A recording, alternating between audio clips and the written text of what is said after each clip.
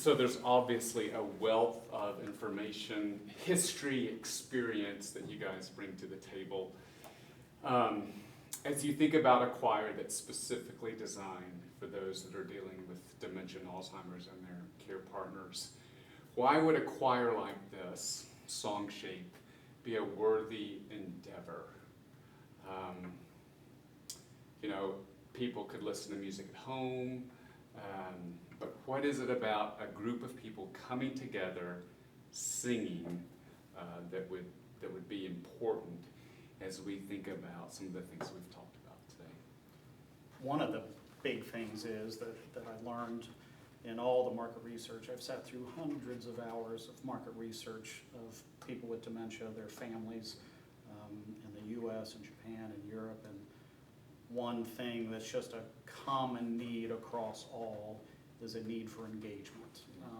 With this disease, a lot of the social circles, some of the family circles just start dwindling away, and literally folks are just, kind of confined to the, Their life becomes more narrow. It's literally sometimes the chair they're sitting on. I mean, they're unfortunately, so many of the outside activities and engagements, whatever was meaningful to them, are shut off. Some of that is society shutting them off. Some of it is, the family kind of wanting to shelter. But the number one thing to keep doing to bring quality of life is engagement. So again, the more that they can get engaged. So lots of things. Dementia Friends in Indiana is one thing that really encourages engagement through memory cafes and other things. Projects like yours are just incredible to see that engagement. It doesn't matter if they're the best singer in the world. It doesn't matter if they're a little bit off key, coming from the guy that's very off key. It's seeing the engagement and the socialization that's happening, and then eventually to lead to a performance where you can watch mom or dad or grandma and grandpa actually going through this. It's given me goosebumps just thinking about what it's going to be like to sit in there and see that. And so engagement and socialization is what I'm all about. And I would say we're also learning, there's positive engagement, positive relationships, making of meaning. Yes, absolutely. Music is very meaningful. I don't think we need to say that. And so working on a piece of music, so something that's just very meaningful, and then mastering something. That it doesn't necessarily mean that if someone is dealing with Alzheimer's or dementia in the early stages, that they can't learn. I'm even finding that I've put a new song before them. It's not very difficult, but it's not familiar to them. And I even wondered, should I even have them learn this piece of music? But it's a song that's important, and it's the one actually that we sing, that we open our rehearsals with. And they learned it very quickly. Yes. I was just absolutely amazed. And even as I'm seeing from week to week, kind of even the cumulative effect of, man, they sound a little bit fuller than they did the week before. That it's not like we're starting from zero every rehearsal.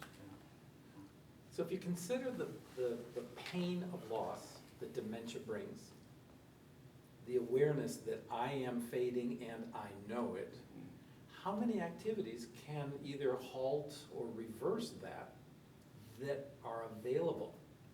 The puzzles get simpler and simpler, and then the friends don't build the puzzle with you, and you can't.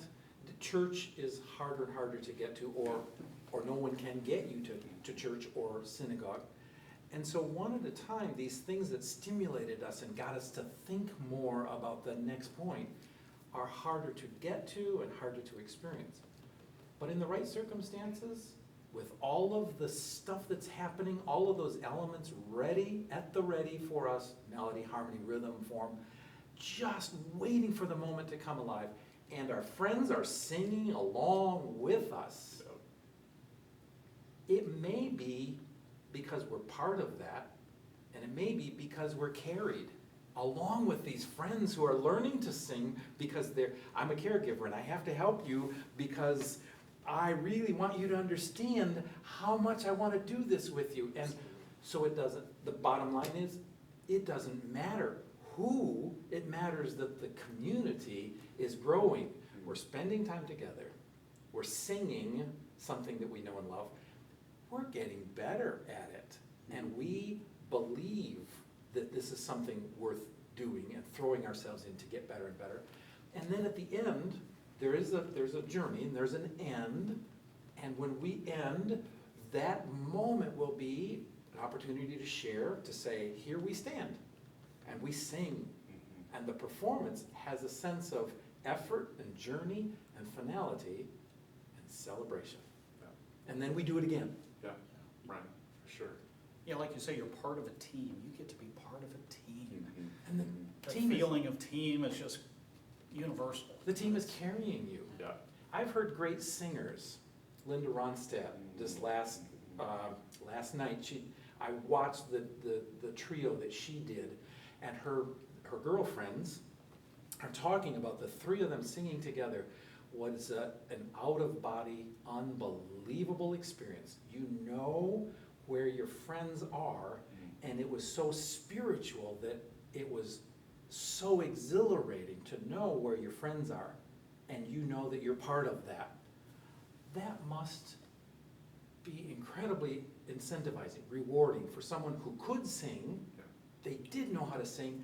They still know they can sing in their heart of hearts, and with support and friendship, Yeah. they're making it happen. They're coming alive, and to say, that's what we meant, that's what we wanted, that's who we are. Yeah. Listen to that.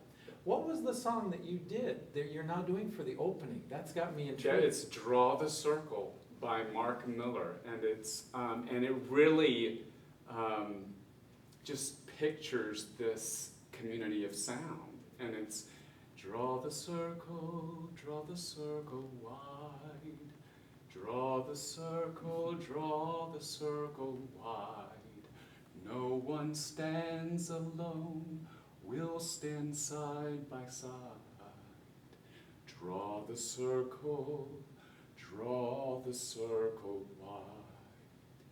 And so it's just this embracing. That's perfect. And we are in a circle, so we're looking at each other. It's not that they're in rows, but we're all in one big circle. One of the things That's cool. that struck me that's been really encouraging, even from one of the stories from this week, a dear couple who he's dealing with dementia and was an opera singer, actually met his wife in Vienna, and they're part of Song Shape. And she said, Rick, it has been so difficult to dislodge my husband from his recliner, but there just seems to be this encouragement of wanting to be at rehearsals, and he said that he just enjoys, our time together. And she said, in fact, at church on Sunday, I was somewhat a little bit embarrassed because he was singing at the top of his lungs, which hadn't happened for a long time. That's very good. Right? That's very good. So this music just propels us. It's rekindled something inside. And I assume and hope that not everyone in Song Shape has to be a former choir singer. Not at all. I'm guessing it's not at all. all are welcome. Absolutely. And that's all beautiful are thing. welcome. Yeah, and just it's more of just as you guys have talked about, just this community. We're in this together. We're drawing this circle. We're all trying to navigate this journey of dementia and Alzheimer's, and it comes with challenges, but it's also rewarding. And there is the hope of music. There is the hope of connection. And so it's just been life-changing. This is how I want to spend the rest of my life, is investing in music and the arts and aging. And I've kind of just circled back as I think about my career. Started just in music and then went into other things. And now it's just rekindled this conviction of Music is not just something that's kind of on the fringe of our lives. It's as important as the air we breathe, the food that we eat. I mean, we desperately need it. Yes.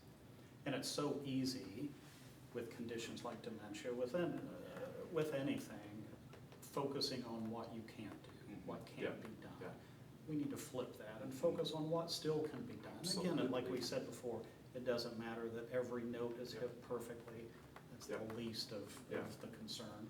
It's getting involved. It's again, still focusing on what they can do. It's touching on the retained humanity, Absolutely. the story that's still there. And that's why I've always have felt that song and story are such important allies in the Yes. human experience. Yes.